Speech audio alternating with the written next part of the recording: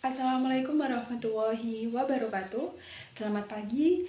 Sebelum saya menjelaskan, izinkan saya perkenalkan terlebih dahulu. Saya Intan Nurjanatul Laila dengan NIM 2769. Baik, yang pertama saya akan menjelaskan tentang kepemimpinan. Kepemimpinan itu salah satu materi yang paling penting dalam sebuah organisasi atau bisa kita terapkan dalam kehidupan sehari-hari. Apa sih yang dimaksud dengan kepemimpinan itu? Bagaimana seorang pemimpin diterima atau menggerakkan orang lain, maka disebut pemimpin. Pemimpin dan kepemimpinan tentunya berbeda. Pemimpin adalah orangnya, sedangkan kepemimpinan menyatakan proses atau kegiatan. Salah satu latar belakang mengapa pentingnya kepemimpinan itu adalah karena manusia makhluk sosial yang tentunya hidup akan berinteraksi satu sama lain. Akibat interaksi satu sama lain, maka manusia akan hidup berkelompok besar maupun kelompok kecil. Agar kelompok tersebut tidak terpecah belah, maka dibutuhkan seorang pemimpin yang menjaga dari integritas suatu kelompok tersebut. Nah, selanjutnya, apa sih yang dimaksud dengan kepemimpinan itu? Kepemimpinan adalah proses mengarahkan orang dengan mempengaruhi aktivitas-aktivitas yang berhubungan dengan tugas dari anggota-anggota kelompok. Kepemimpinan merupakan kemampuan seorang pemimpin untuk mengendalikan, memimpin, mempengaruhi pikiran, perasaan atau tingkah laku orang untuk mencapai tujuan yang telah ditentukan sebelumnya. Sedangkan John C. Maxwell mengungkapkan bahwa kepemimpinan adalah pengaruh dan kemampuan memperoleh pengikut dan menjadi seorang diikuti orang lain dengan senang hati dan penuh keyakinan. Sedangkan Stephen P. Robbins mendefinisikan seorang pemimpin dituntut memiliki kemampuan untuk mempengaruhi orang lain, mempunyai orang atau tim yang dipimpin, serta adanya pencapaian tujuan secara keseluruhan. Selanjutnya, hal yang harus dimiliki seorang pemimpin yang pertama yaitu motivasi. Seorang pemimpin harus mampu terlebih dahulu memotivasi dirinya. Bagaimana memotivasi orang lain sebagai tujuan kepemimpinan apabila dirinya tidak ada motivasi? Maka tidak akan menjadi seorang pemimpin atau mengatur kepemimpinan sebuah organisasi. Oleh karena itu, menjadi seorang pemimpin, hal yang pertama adalah memotivasi diri. Yang kedua, yaitu kemampuan berbicara di muka umum. Bagaimana menjadi seorang pemimpin jika tidak dapat menampilkan kepercayaan diri seorang pemimpin, maka harus memiliki kemampuan untuk berbicara di depan umum. Yang ketiga, yaitu kemampuan memecahkan masalah dengan sistem. Seorang pemimpin harus mampu untuk menyelesaikan masalah. Walaupun di dalam berdiskusi, seorang pemimpin mengatakan, "Ayo kita menyelesaikan konflik." Maka seorang pemimpin harus tampil satu langkah lebih jauh dibanding anggotanya. Yang bagaimana bahwa seorang pemimpin harus mampu membuat keputusan. Dan jika bawahan kita memberi saran, maka akan dijadikan kolaborasi untuk solusi memecahkan masalah di dalam organisasi. Yang keempat, yaitu transfer pengetahuan kepada bangsa. Pengetahuan yang kita miliki menjadi seorang pemimpin harus mampu mentransfer anggotanya bagaimana caranya kita menyampaikan kepada anggota dengan kata yang mudah difahami, bukan sekedar hanya disampaikan. Dan yang kelima, yaitu mengenali karakteristik bawahan. Seorang pemimpin harus mampu mengenali karakteristik bawahannya, sehingga ketika mendelegasikan tugas dapat menjadikan tepat sasaran pada bidangnya masing-masing. Yang keenam, yaitu sikap mental. Mental seorang pemimpin harus memiliki jiwa kuat dan mental yang kuat. Jika seorang pemimpin tidak mempunyai jiwa dan mental yang kuat, misalnya, kita tidak dapat mampu berbicara di depan umum. Yang ketujuh, yaitu yang terakhir, citra diri. Bagaimana memperlihatkan diri kita, misalkan on time ketika rapat. Maka sebelum rapat, kita menjadi seorang pemimpin sudah harus menjadi teladan yang baik. Kita harus on time sebelum rapat dilaksanakan. Nah, selanjutnya bagaimana menjadi seorang pemimpin yang efektif? Kepemimpinan yang efektif adalah kepemimpinan yang mampu memutuskan atau memecahkan masalah, mampu merencanakan atau menetapkan prioritas, mampu berkomunikasi, dan mampu memotivasi. Selanjutnya yaitu perbedaan pemimpin dengan bos. Menurut KBBI, bos mempunyai arti orang yang berkuasa memberi dan mengawasi perintah kepada para karyawannya, yaitu majikan atau pemimpin di dalam perusahaan. Berdasarkan pengertian tersebut, bahwa bos merupakan orang yang memberi perintah. Sedangkan leader atau pemimpin menurut KBBI mempunyai arti orang yang memimpin. Kata memimpin sendiri mempunyai banyak arti, di antaranya seperti mengetuai kegiatan tertentu, memenangi paling banyak, memegang tangan seseorang sambil ikut berjalan, yaitu untuk menuntun, memandu, mengarahkan, dan melatih, yaitu mengajari, mendidik, agar bawahannya bisa mengerjakan tugas secara mandiri. Adapun perbedaan lainnya, yang pertama yaitu perbedaan sikap. Bos memiliki sikap memerintah atau menyuruh, sedangkan seorang pemimpin akan mengajak karyawannya untuk bekerja sama dalam membangun perusahaan secara bersama-sama. Yang kedua yaitu perbedaan sifat. Seorang bos memiliki sifat yang cenderung ingin dihormati. Seorang pemimpin memiliki sifat yang suka memuji dan membantu menyemangati karyawannya. Maka dari itu, karyawan akan merasa senang dan nyaman ketika bekerja bersama seorang pemimpin. Yang ketiga yaitu perbedaan tujuan ketika bekerja di bawah seorang pemimpin. Karyawan dapat memiliki kesempatan untuk mengembangkan potensi diri agar dapat menjadi calon pemimpin yang sukses. Dan sedangkan seorang bos memiliki tujuan untuk mempertahankan kekuasaan dan posisinya agar dapat mengendalikan orang-orang di sekitarnya. Yang keempat, itu perbedaan dalam pengambilan keputusan.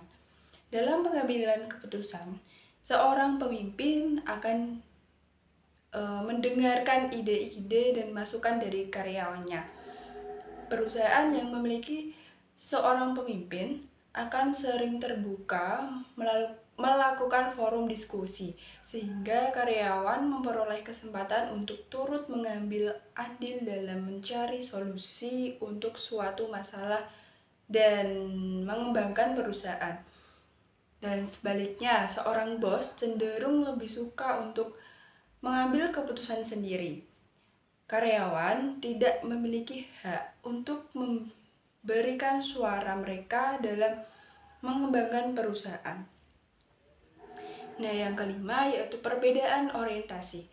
Bos memiliki orientasi terhadap profit dan keuntungan. Selain itu, kinerja karyawan juga diukur dengan berapa banyaknya keuntungan yang didapatkan oleh perusahaan.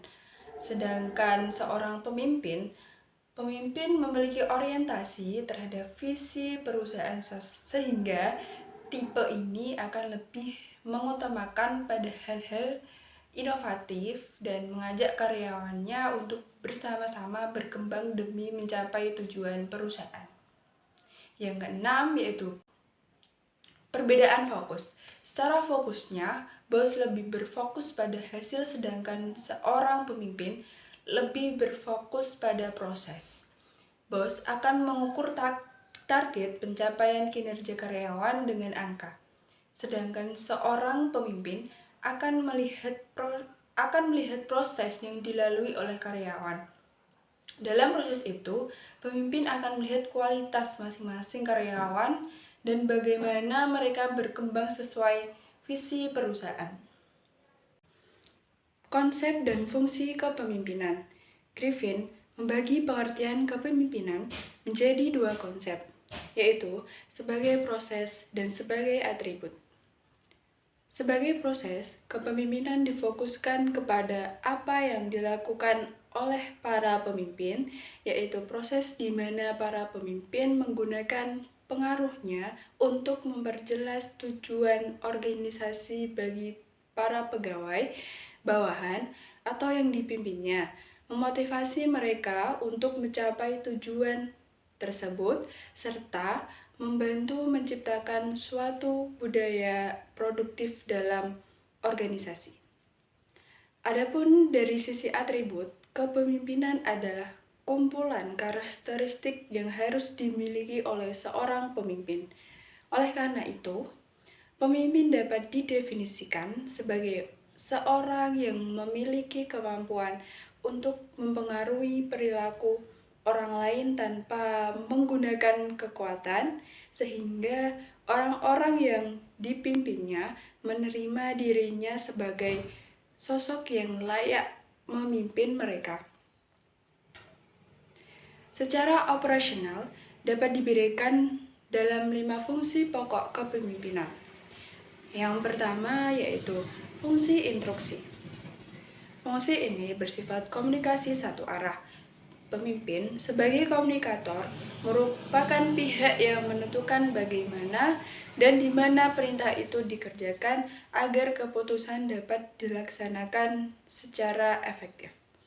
Kepemimpinan yang efektif memerlukan kemampuan untuk menggerakkan dan memotivasi orang lain agar mau melaksanakan perintah.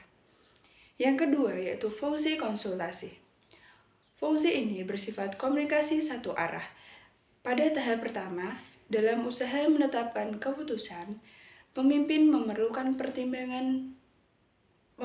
pertimbangan berkonsultasi dengan orang-orang yang dipimpinnya dalam menetapkan keputusan. Yang ketiga yaitu fungsi partisipasi.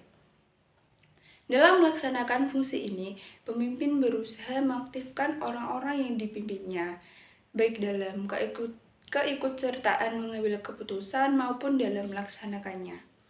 Partisipasi ini tidak berarti bebas berbuat semaunya, tetapi dilakukan secara terkendali, terarah, berupa kerjasama dengan tidak mencampuri atau mengambil tugas pokok orang lain. Fungsi yang keempat yaitu fungsi delegasi. Fungsi ini dilaksanakan dengan memberikan wewenang, membuat atau menetapkan keputusan, baik melalui persetujuan maupun tanpa persetujuan dari seorang pemimpin. Fungsi delegasi pada dasarnya berarti kepercayaan. Yang kelima yaitu fungsi pengendalian.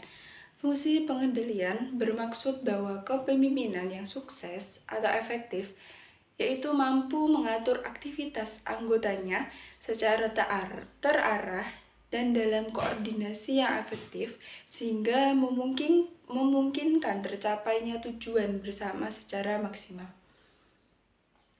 Fungsi pengendalian dapat diwujudkan melalui kegiatan bimbingan, pengarahan, koordinasi, dan pengawasan. Seluruh kepemimpinan tersebut diselenggarakan dalam aktivitas kepemimpinan secara integral. Selanjutnya yaitu adapun teori-teori kepemimpinan. Yang pertama yaitu teori sifat.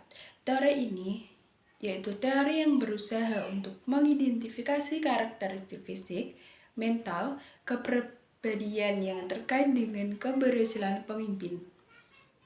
Teori ini menekankan pada atribut-atribut pribadi dari para pemimpin. Yang kedua yaitu Great Man Theory. Teori kepemimpinan ini merupakan seorang pemimpin besar yang terlahir sebagai pemimpin yang memiliki ciri-ciri yang istimewa, yang mencakup karisma, kecerdasan, kebijaksanaan, dan memberikan dampak besar. Yang ketiga yaitu Big Bang Theory. Seorang pemimpin mampu mengintegrasikan antara situasi dan pengikut. Situasi merupakan peristiwa besar seperti revolusi, kekacauan, kerusuhan, pemberontakan, reformasi, dan lain-lain. Dalam hal ini, pengikut adalah orang yang menokohkan seseorang dan bersedia patuh dan taat. Yang keempat, yaitu behavior theory. Teori ini merupakan bagaimana cara aktual pemimpin berperilaku dalam mempengaruhi orang lain. Dalam hal ini dipengaruhi oleh gaya kepemimpinan masing-masing. Teori ini merupakan perilaku seorang individu ketika melakukan kegiatan pengarahan suatu kelompok ke arah pencapaian tujuan. Teori ini memandang bahwa kepemimpinan dapat dipelajari dari pola tingkah laku. Selanjutnya yaitu situational theory. Teori kepemimpinan situasional adalah suatu pendekatan terhadap kepemimpinan yang menganjurkan pemimpin untuk memahami perilaku bawahan dan situasi sebelum menggunakan perilaku kepemimpinan tertentu. Teori ini muncul sebagai reaksi terhadap teori perilaku yang menempatkan pada perilaku pemimpin dalam dua kategori, yaitu autokratis dan demokratis. Dalam teori ini dijelaskan bahwa seorang pemimpin memilih tindakan terbaik berdasarkan variabel situasional. Yang keenam yaitu contingency theory. Kepemimpinan dipengaruhi oleh variabel-variabel lingkungan yang menentukan gaya kepemimpinan. Tidak ada gaya kepemimpinan yang terbaik untuk sebuah situasi. Keberhasilan pemimpin tergantung pada sejumlah variabel, termasuk gaya kepemimpinan, kualitas para pengikut, dan aspek lingkungan. Selanjutnya yaitu problematika dalam dunia kerja. Sering kita melihat terdapat masalah yang muncul di sebuah perusahaan. Misalnya yaitu datang terlambat ke kantor, fitnah, membocorkan rahasia perusahaan, atau mungkin bisa saling membunuh. Hal tersebut bisa terjadi di mana saja karena semuanya bersumber dari sifat dasar manusia. Seseorang ketika memutuskan diri untuk bekerja atau bergabung dalam suatu kelompok bisa disebabkan karena terdorong untuk memenuhi salah satu atau beberapa kebutuhan. Dalam perjalanan karir atau kehidupan dalam bekerja, ternyata tidak semuanya berjalan dengan mulus. Banyak hambatan-hambatan ataupun rintangan-rintangan yang muncul yang berpotensi menyebabkan timbulnya masalah yang serius dalam kantor. Sedangkan menurut psikologi, terdapat beberapa macam kebutuhan, seperti teori kebutuhan motivasi yang dikemukakan oleh Abraham Maslow. Ada 5 macam kebutuhan. Yang pertama yaitu kebutuhan dasar, yang kedua yaitu kebutuhan rasa aman, yang ketiga yaitu kebutuhan berafiliasi, yang keempat yaitu kebutuhan harga diri, yang kelima yaitu kebutuhan aktualisasi diri.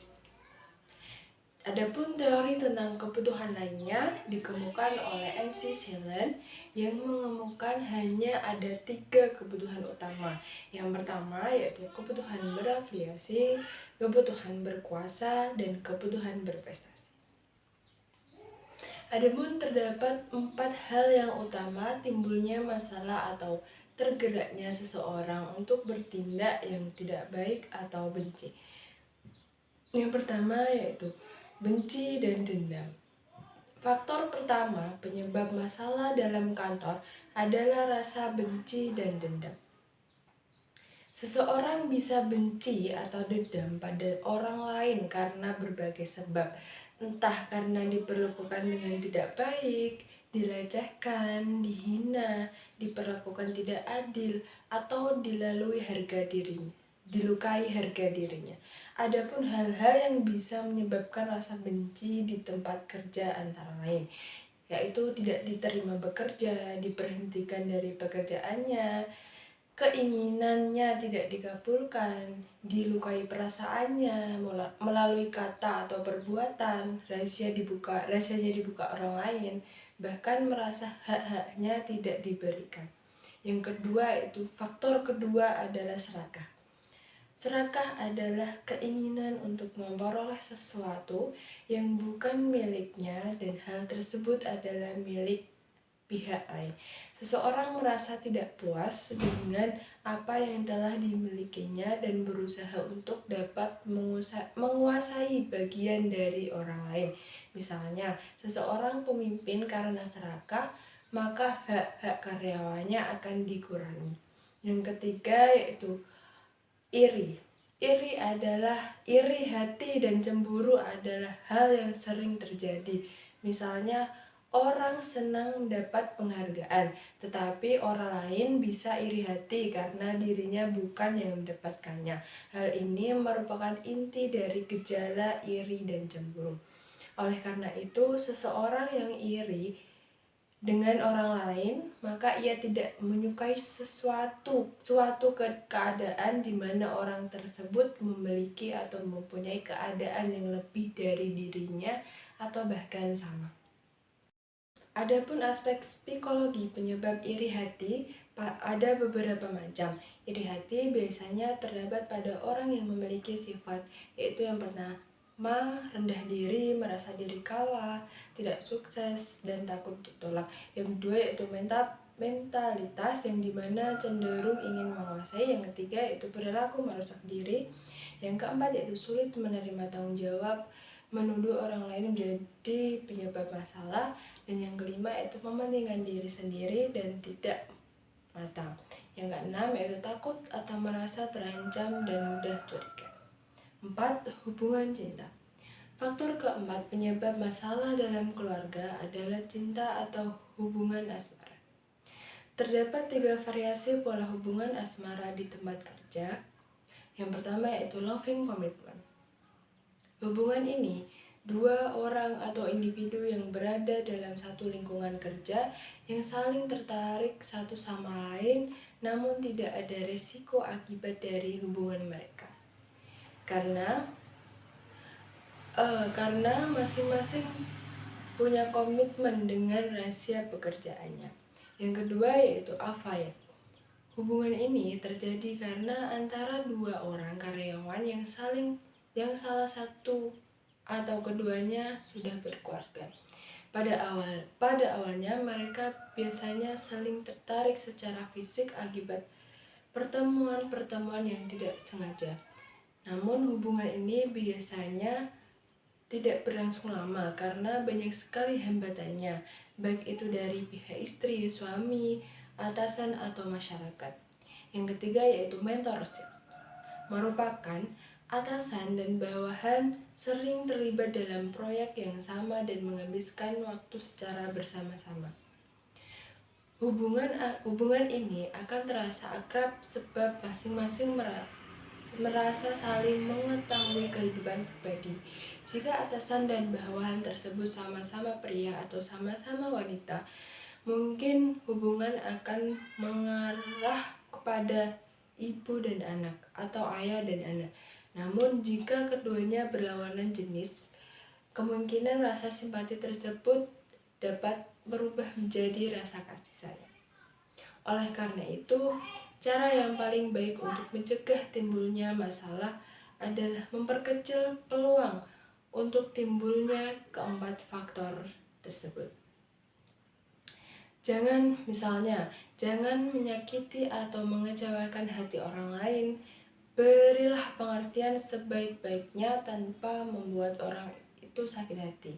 Hindari perlakuan yang bisa menimbulkan iri hati dan kecemburuan sosial. Selanjutnya yaitu sumber-sumber kekuasaan. Kekuasaan atau power adalah faktor penentu dari hakikat penting dan kualitas dari interaksi orang-orang yang mempunyai harapan bahwa melalui organisasi mereka akan memperoleh manfaat. Kekuasaan oleh Higgs dan Goulet adalah faktor penentu dari hakikat penting dan kualitas interaksi dan dapat menentukan apakah interaksi tersebut dapat mempertahankan kelanjutan hidupnya.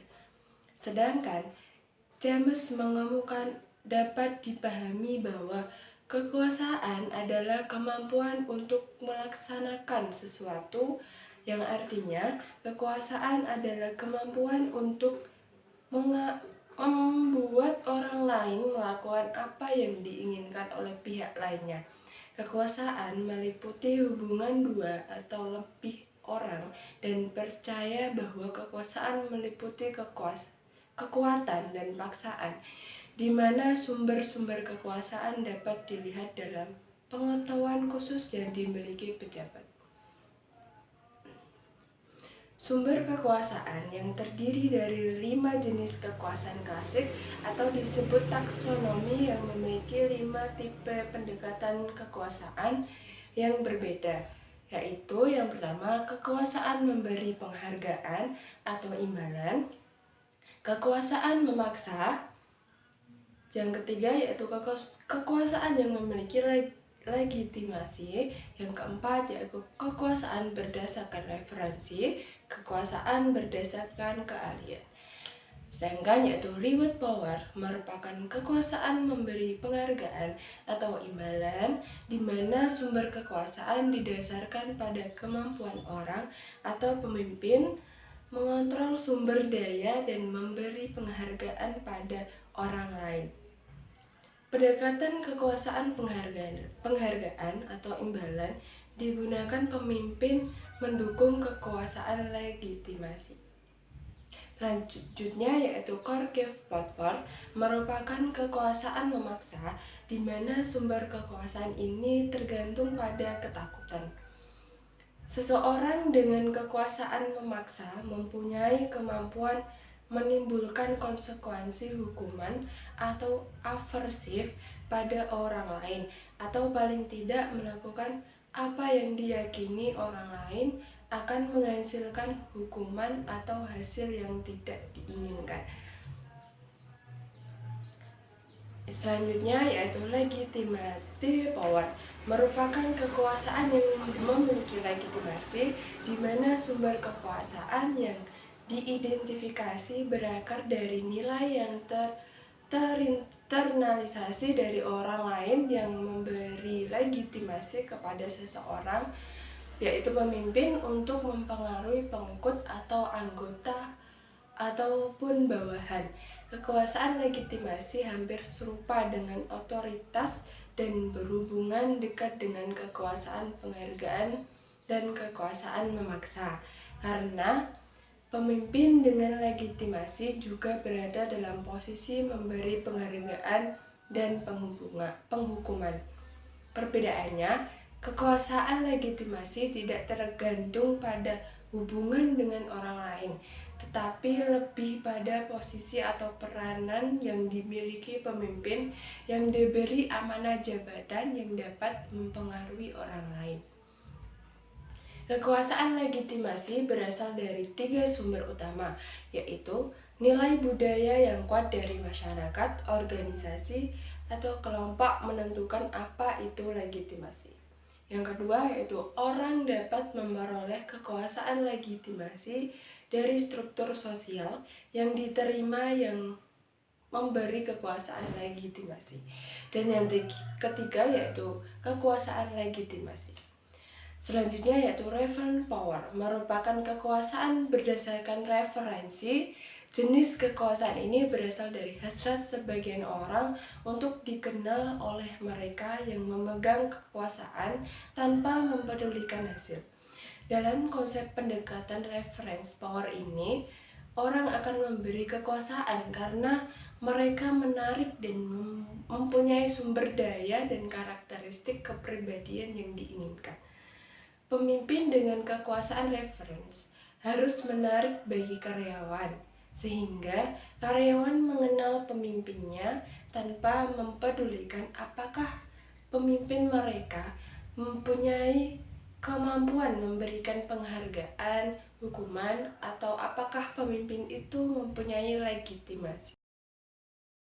Sifat-sifat kepemimpinan. Adapun pengertian teori sifat kepemimpinan Stephen P. Robin, yang pertama, teori sifat kepemimpinan adalah teori yang mencari ciri kepribadian sosial, fisik, atau intelektual yang membedakan pemimpin dari bukan pemimpin.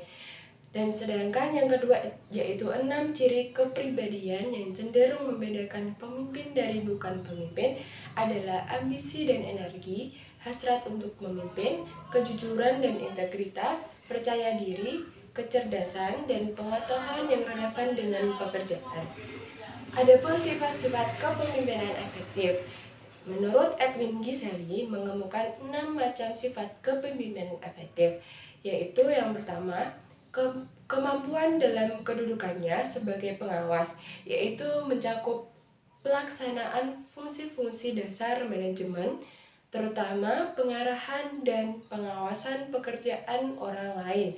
Yang kedua, kebutuhan akan prestasi dalam pekerjaan, mencakup pencapaian tanggung jawab dan keinginan sukses. Yang ketiga, kecerdasan, mencakup kebijakan, pemikiran kreatif, dan daya pikir. Yang keempat, ketegasan adalah kemampuan untuk membuat keputusan-keputusan dan memecahkan masalah-masalah dengan cepat, tepat, akurat. Yang kelima, kepercayaan diri adalah pandangan terhadap dirinya sebagai kemampuan untuk menghadapi masalah. Yang keenam, inisiatif adalah kemampuan untuk bertindak tidak tergantung, mengembangkan serangkaian kegiatan dan menemukan cara-cara baru, inovasi, pembaruan, atau perubahan. Sedangkan Kate David mengisahkan ada 4 ciri atau sifat utama yang mempunyai pengaruh terhadap kesuksesan kepemimpinan yang efektif dalam organisasi adalah sebagai berikut. Yang pertama yaitu kecerdasan, kedewasaan, dan keluasan hubungan sosial. Yang ketiga motivasi diri dan dorongan rangsangan berprestasi. Yang keempat sikap-sikap hubungan manusiawi. Adapun sifat-sifat utama pemimpin efektif berdasarkan sifat atau ciri kepemimpinan yang telah dikemukakan oleh para ahli sebelumnya. Maka sifat-sifat utama yang dikaitkan dengan kepemimpinan efektif pada dasarnya dapat dikelompokkan menjadi 6K. Yang pertama yaitu keimanan, kewirausahaan, keteladanan, kecerdasan, kemampuan, dan kepribadian. Yang pertama yaitu keimanan atau belief. Keimanan merupakan sifat utama pemimpin efektif, yaitu beriman dan bertakwa kepada Tuhan Yang Maha Esa. Dalam hal ini, sifat pemimpin bernuansa religius, termasuk memperhatikan norma-norma seperti norma agama, norma negara, norma masyarakat, norma organisasi, norma kelompok, bahkan norma individual. Yang kedua yaitu kewirausahaan. Kewirausahaan merupakan sifat utama pemimpin efektif, yaitu kemampuan kreatif dan inovatif untuk menciptakan sesuatu yang baru dengan keberanian menghadapi resiko. Yang ketiga yaitu keteladanan. Keteladanan merupakan sifat utama pemimpin efektif berupa peragaan sikap atau tindakan perilaku baik, yaitu positif yang mempengaruhi sikap atau attitude perilaku anggota atau pengikut ke arah yang diinginkan. Yang keempat, kecerdasan. Kecerdasan merupakan sifat utama pemimpin efektif, di mana adanya kecenderungan bahwa pemimpin lebih cerdas daripada pengikutnya. Berkaitan erat dengan kepemimpinan efektif untuk mempengaruhi perilaku atau anggota pengikut, kecerdasan meliputi pertimbangan, ketegasan pengetahuan, kefasihan berbicara, cakap, cerdik, dan daya cipta. Yang kelima yaitu kemampuan. Kemampuan merupakan sifat utama pemimpin efektif di mana terdapat hubungan positif untuk pengawasan dalam hierarki organisasi. Dalam hal ini, pemimpin perlu juga memiliki keterampilan konseptual, keterampilan manusia, dan keterampilan teknis. Kemampuan meliputi kemampuan kerjasama, kemampuan kepercayaan, kemampuan pengambilan keputusan, dan kemampuan alokasi sumber daya, dan lain sebagainya. Yang keenam yaitu kepribadian. Kepribadian merupakan sifat utama pemimpin efektif berupa totalitas sikap dan berperilaku, yaitu berbagai cara seseorang bereaksi dan berinteraksi dengan orang lain adalah berkaitan erat dengan kepemimpinan efektif. Kepribadian meliputi kewaspadaan, jujur, berani, disiplin, integritas pribadi, percaya diri, keseimbangan dan pengendalian emosional, dan kemandirian.